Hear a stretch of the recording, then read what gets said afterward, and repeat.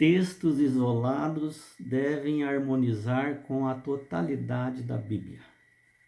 Os intérpretes da Bíblia não podem decidir arbitrariamente quando um exemplo, um tipo, ele representa o antítipo. Ele não pode, dar essa interpretação através de uma passagem isolada. Não, por mais que pareça certo, ele tem que conferir com a totalidade, primeiro. Segundo, a própria Bíblia dá a interpretação. Então, ninguém precisa inventar nada. Você, estudando a Bíblia, consultando a Bíblia como um todo, você vai ver o que é tipo e antítipo, o que é cópia e o que é original, e para que serve aquilo ali. A própria Bíblia oferece diretrizes e princípios. Por exemplo, na vida de Jesus Cristo, nós vamos ver o cumprimento cristológico de coisas que aconteceram no Antigo Testamento e que foram colocadas no original, ou seja, o próprio Jesus representa aquilo que foi escrito. Então, na vida de Cristo, cristológico, cristologia. E, segundo, na experiência da igreja, então chamado eclesiologia. Então, o que serve de Israel para a igreja atual? E terceiro, escatologia, ou seja, o que serve do exemplo do Antigo Testamento para nossos tempos atuais, ou seja, no final dos tempos. Então, vamos ver os três pontos. Israel, ele é comparado na parte cristológica de próprio Jesus, ou seja, o Israel de Deus. Mateus 2,39 diz assim, cristológico diz assim, Mateus 2,15, do Egito chamei meu filho. Ou seja, ele tinha chamado o Egito quem? Israel. Mas ele diz que Israel é seu filho, é o povo de Deus.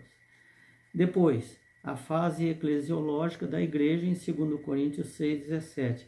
Separai-vos deles, dos incrédulos, e serei convosco. Ou seja, ele está pegando algo do Antigo Testamento, onde o povo de Israel se contaminou com os povos pagãos, não deu certo, e agora ele aplica hoje. Não se junte com os incrédulos, e assim eu serei convosco, meu povo. E também a terceira, que é a parte escatológica, final dos tempos, Apocalipse 7. Diz assim, o número dos selados são 144 mil. Então, 144 mil representa o quê? Selados de Jesus Cristo. Representa aquele povo que estará vivo quando Jesus voltar, que foram selados, passou por grande tribulação. Entretanto, esses 144 mil não é a totalidade dos que serão salvos, porque logo em seguida ele vê uma multidão incontável, segundo ele. É só continuar lendo o Apocalipse 7 em diante. Agora nós vamos ver o Êxodo aplicado como no Antigo Testamento. Mateus 2,19 fala o seguinte, sai do Egito e vai para Israel.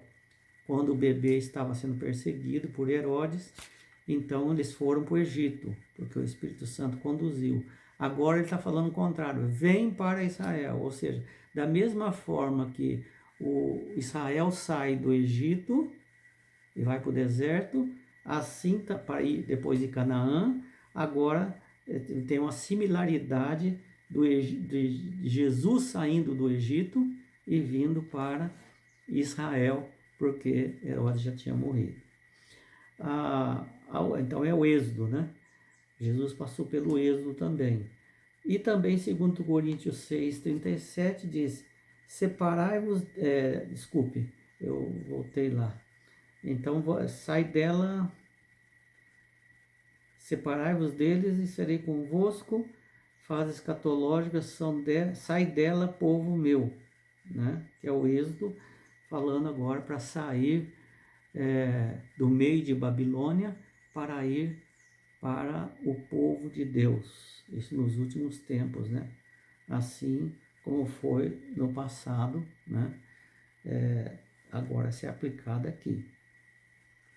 Agora, o santuário, em João 1,14, diz assim, e Jesus habitou entre nós, o verbo se fez carne e habitou. A palavra habitou entre nós é o verbo tabernacular, ou seja, tabernáculo, santuário. Então, seu corpo, ele próprio diz, ele é o santuário. Destruirei o santuário e construirei. O santuário será destruído e eu reconstruirei em 3 dias. Pensavam que era o santuário lá, mas era o corpo de Jesus que seria crucificado e depois ressuscitado. A parte eclesiológica de santuário, vós sois o santuário. Então veja que com relação ao santuário, Jesus é o santuário, depois vocês é o santuário. Jesus é a luz, vós sois a luz. Jesus é o santuário e ele próprio diz, vós sois o santuário, em 1 Coríntios 3,16. E a parte escatológica, que é a última, sereis coluna no meu santuário, que o santuário está no céu. E quando Jesus sai de lá, em Apocalipse 11:19, abriu o santuário e foi vista a Arca da Aliança. Ou seja, os 10 mandamentos estavam lá dentro ainda, né? A Arca da Aliança, lá no céu, né? Então, a Escritura possui um único divino autor. E todos os livros se harmonizam. E todas as doutrinas da Bíblia são coerentes. Não podem ser incoerentes. Todas são lógicas. Nenhuma contradiz a outra. Passagens isoladas devem se harmonizar com a totalidade da Bíblia.